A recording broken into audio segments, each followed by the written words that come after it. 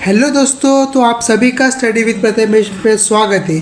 तो आज हम देखने वाले हैं application of OOP and feature of OOP.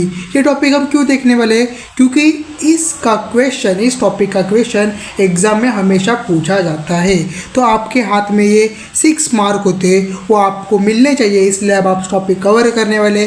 के स्कीम 2025 की जो न्यू स्कीम है उसमें टॉपिक पूछा जाता है, तो अच्छी तरह से हमें कवर कर लेते हैं। लेकिन अभी तक आपने स्टडी विद प्रथमेश को चैनल को सब्सक्राइब नहीं किया है तो जल्दी से बेल आइकन को क्लिक कीजिए और चैनल को सब्सक्राइब कर दीजिए और लाइक बटन दबाना मत भूलिए। चैनल को सब्सक्राइब करो और वीडियो को लाइक करना मत भूलें। तो दोस्तों, मैं आपको ज़्यादा टाइम यहाँ पर बर्बाद नहीं करता हूँ। ये है हमारा lecture number 2, application of OOP, feature of OOP using C++।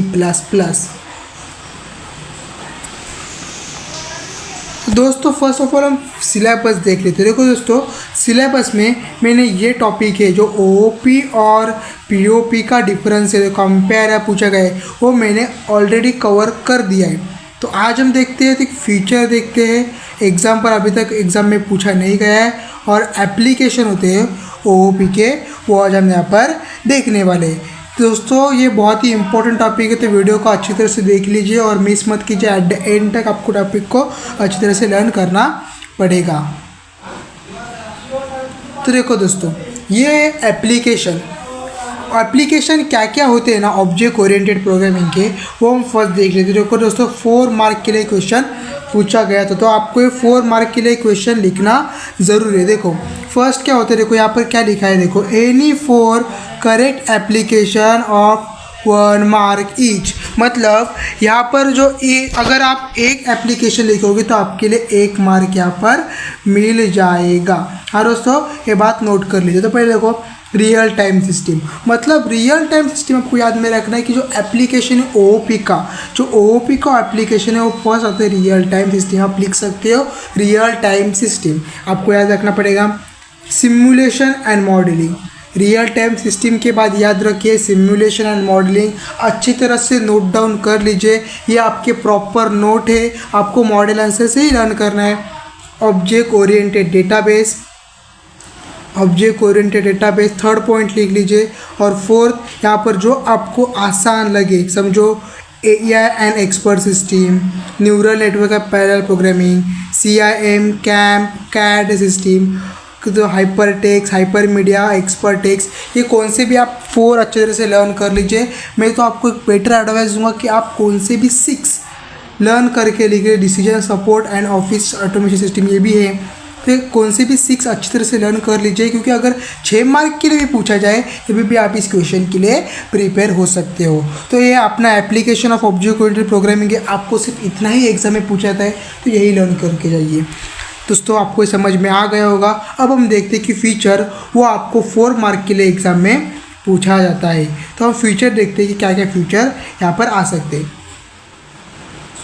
तो देखो दोस्तों, features of OOP, first of all आपको पूछने जा सकते हैं कितने और कौन से फीचर है।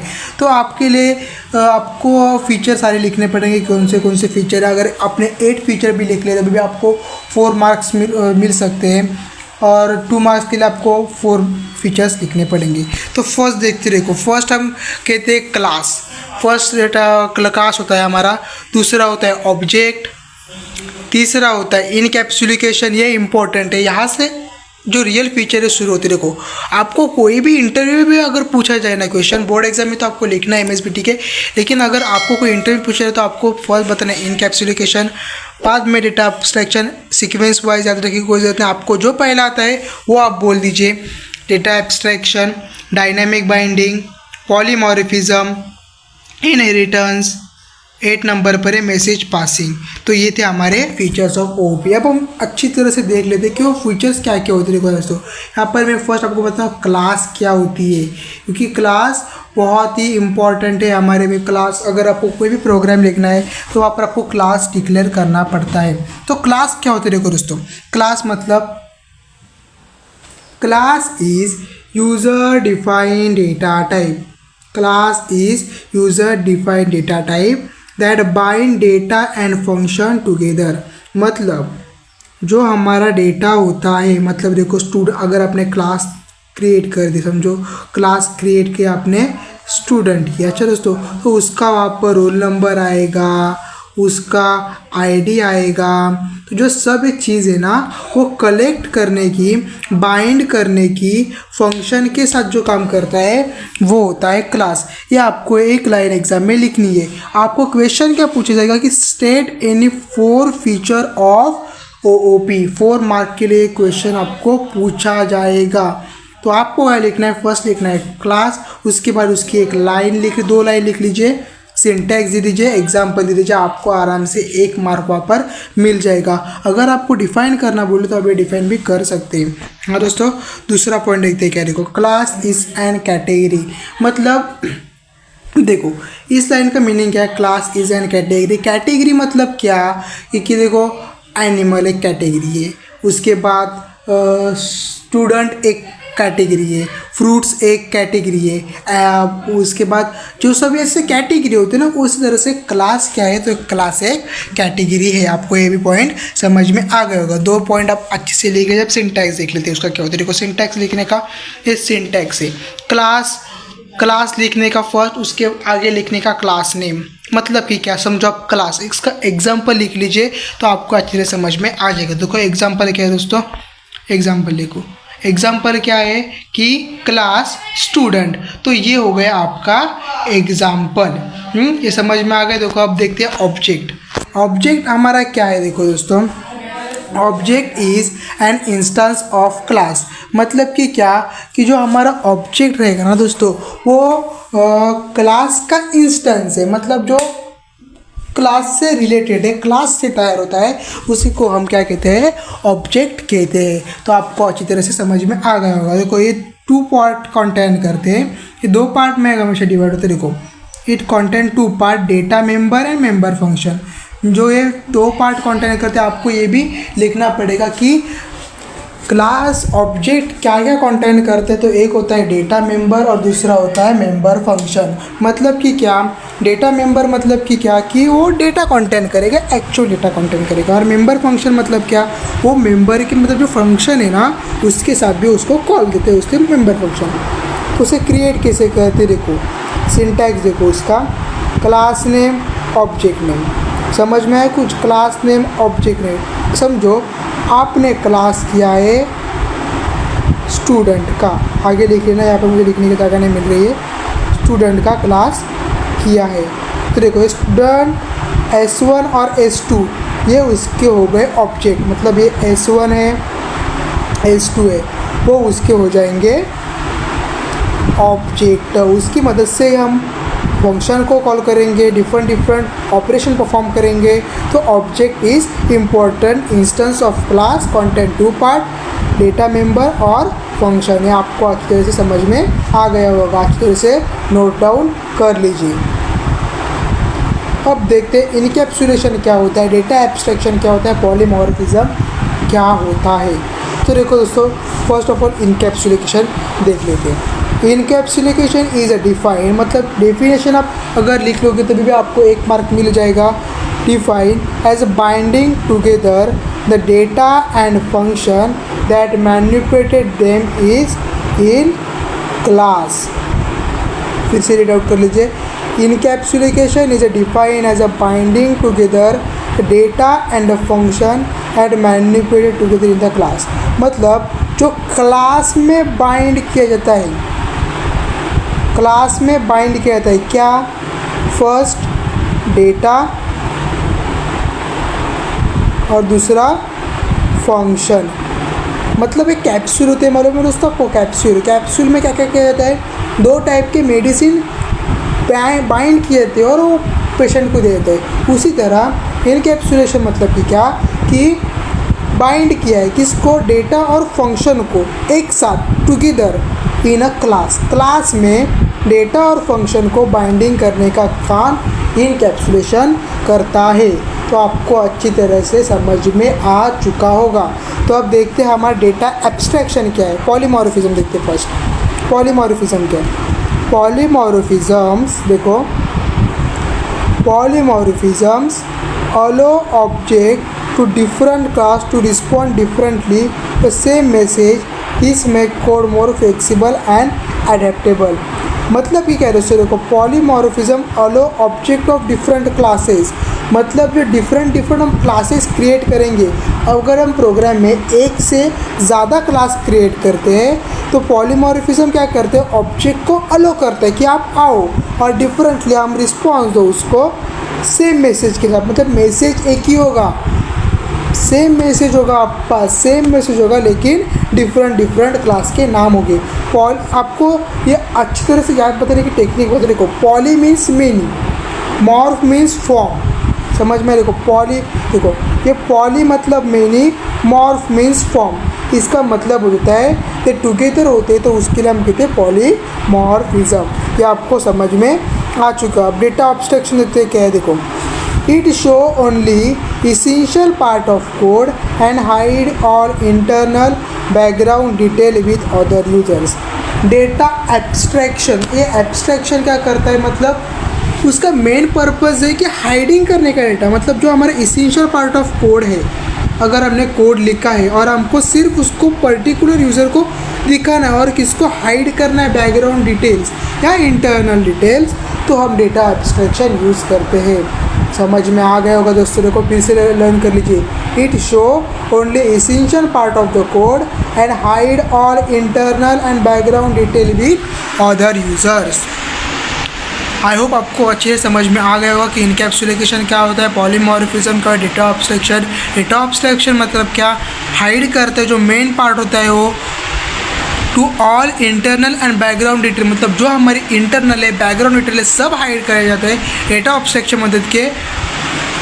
किसके लिए, अदर यूज़र के साथ। तो अब आगे बढ़ते हैं दोस्तों। आगे देखो हमारा टॉपिक है इनहेरिटिज्म, डायनेमिक बाइंडिंग, मैसेज पासिंग। तो देखो दोस्तों, फर्स्ट हम देखते हैं इनहेरिटेंस। इनहेरिटेंस में क्या होता है, देखो, inheritance is capability of one class to inherited property of another class. मतलब कि क्या, इनहेरिटेंस म्हणजे मीन्स आपको पता चलता तो मैं बोलूँगा वारसा। आपने सब सुना होगा वारसा। मतलब क्या, देखो, अगर मैंने क्लास बनाई है तो अगर मैं 2 क्लास बनाता हूँ, अगर पहली क्लास मैंने स्टूडेंट लिखी है और दूसरी क्लास मैंने क्रिएट करके राज लिखी है, तो अगर मैं उसको राज को इनहेरिटेट करता हूँ स्टूडेंट के साथ, मतलब ज्वाइन करता हूँ, तो ऑटोमेटिकली जो प्रॉपर्टी स्टूडेंट की है, मतलब जो उसका जो उसने डेटा कंटेंट किया है, वो सीधा आ जाएगा राज के पास। आपको समझ में आ गया? समझ में आ गया दोस्तों। मतलब देखो, मैं आपको अच्छी तरह समझाता हूँ। देखो, अगर मैंने क्लास क्रिएट की है स्टूडेंट की, हाँ, स्टूडेंट की क्लास क्रिएट की है, और देखो ये छोटा सा हमारा ये राजू है, हाँ।